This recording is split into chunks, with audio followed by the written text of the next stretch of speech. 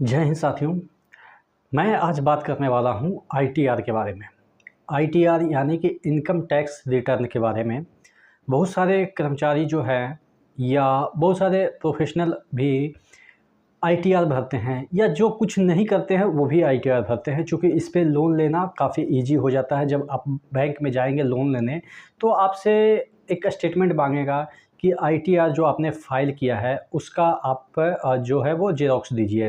तो आईटीआर काफ़ी महत्वपूर्ण हो जाता है, इनकम टैक्स रिटर्न भरना काफ़ी महत्वपूर्ण हो जाता है। तो बात करने वाले हैं कि किनका सबसे पहले रिटर्न होता है। रिटर्न तो होगा ना, अगर आप टैक्स के दायरे में नहीं आते हैं या जितना भी आपका टैक्स बचना है वो बचा लेते हैं, उसके बाद जो भी रिफ़ंड होना है वो तो रिफ़ंड होता ही है। तो कब तक और कौन-सा रिटर्न पहले होता है वही इस वीडियो में चर्चा करेंगे।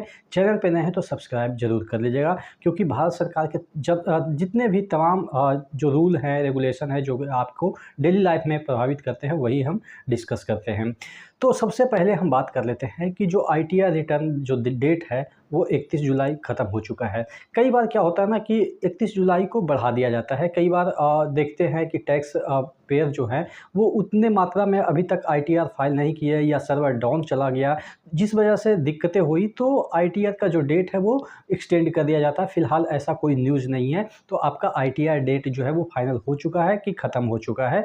लेकिन कई बार क्या होता है ना कि बहुत सारे लोग ऐसे भी होते हैं जो कि आईटीआर फाइल करने में देरी कर देते हैं, तो उनको विथ पेनल्टी फिर से भरना ही पड़ता है, चूँकि नहीं भरेंगे तो रिफ़ंड नहीं होगा। और रिफ़ंड कई बार क्या होता है कि कुछ और भी मामले के लिए आपको आईटीआर फाइल जो है वो दिखाना पड़ता है। जैसे अब मैंने शुरुआत में ही बताया कि बैंक वगैरह में आपको दिखाना पड़ता है, तो कई और जगह इंस्टीट्यूट जहाँ आप काम करते हैं वहाँ पे भी आपको आईटीआर फाइल करने का जो है वो एक कंपल्सरी मैंडेटरी कर दिया जाता है।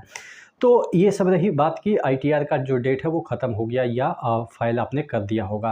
अब वेट कर रहे होंगे कि हमारा 10,000, 20,000, 50,000, 2 लाख, 10 लाख है, रिफ़ंड होने वाला है, तो कब तक होगा? देखिए, सबसे पहले क्या होता है ना कि पहले चेकिंग में कम से कम तो आपको 4 से 5 हफ़्ते लगते हैं जब आप फ़ाइल करेंगे। ऐसा नहीं है कि आप का जो प्रोसेस है वो 31 के बाद यानी कि अगस्त से शुरू होगा। नहीं, जब आप फ़ाइल किए उसी दिन से चालू हो जाएगा आपका प्रोसेस। लेकिन क्या होता है ना कि जनरली पता है कि आपका जो प्रोसेस है वो लगभग अगस्त में ही स्टार्ट होता है। जनरली की मैं बात कर रहा हूँ, लेकिन प्रोसेस तो पहले भी स्टार्ट हो जाता है, लेकिन फुल स्विंग की बात कर रहा हूँ, यानी कि जोरों तौर पे, यानी कि एकदम से अच्छे तरीके से ज़ोरों-शोरों से आपका काम अगस्त से ही शुरू होता है।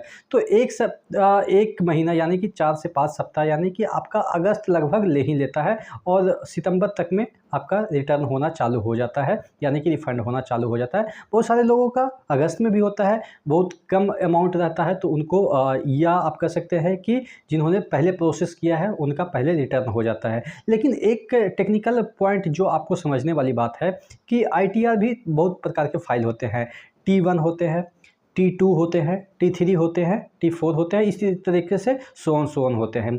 तो जितना कॉम्प्लेक्स आपका आईटीआर होगा, जिस भी जैसे मैंने फ़ाइल किया आईटीआर 4 में, तो ये एक कॉम्प्लेक्स प्रोसेस हो जाता है जो कि बिज़नेस से रिलेटेड हो गया।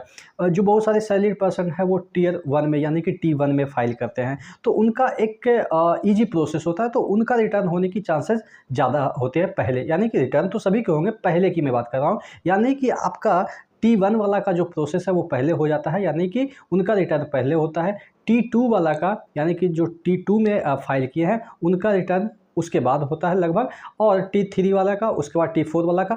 यानी कि जैसे-जैसे लेवल ऊपर चला जाता है कि उनके जो आईटीआर है उसके जो नॉर्म्स हैं वो कॉम्प्लेक्स होते जाते हैं। जैसे बिज़नेस वगैरह, जो यानी कि बिज़नेस से भी, आउटसोर्स से भी इनकम कर रहे हैं, आप कह सकते हैं शेयर मार्केट से भी इनकम कर रहे हैं। तो बहुत सारे ऐसे कॉम्प्लेक्स जो चीज़ें होती हैं वो धीरे-धीरे ऊपर चली जाती है, जिसकी वजह से उसमें टाइम ज़्यादा लगता है। सैलरीड पर्सन के लिए टियर 1 होता है, यानी कि T1 भरते हैं तो उनका कोई ऐसा कोई कॉम्प्लेक्स चीज़ होती नहीं है, उनका रिफ़ंड पहले हो जाता है। ये एक फैक्टर, और एक जो है वो मैं समझाना चाह रहा हूँ कि जो अगर आपने पहले आईटीआर फाइल किया है तो उसके भी चांसेस ज़्यादा हैं कि आपके पहले रिफ़ंड हो जाए। तो 2 टेक्निकल पॉइंट मैंने बताए हैं, जिसमें कि अगर आपका टियर 1 है तो पहले होगा, या आपने पहले आईटीआर फाइल किया है तो थोड़ा-सा आपको पहले होगा। लेकिन हाँ, मिनिमम आपके 5 से 6 सप्ताह लग ही जाते हैं। तो अभी से मान के चलो कि आपके अगस्त के लास्ट से आपका रिफ़ंड आना चालू हो जाएगा, अभी तक अगर आपका रिफ़ंड नहीं आया है तो। इसी तरह के वीडियो के लिए बने रहिएगा चैनल के साथ। कोई और अपडेट के साथ मिलते हैं, तब तक के लिए जय हिंद। चैनल को सब्सक्राइब जरूर कर लीजिए।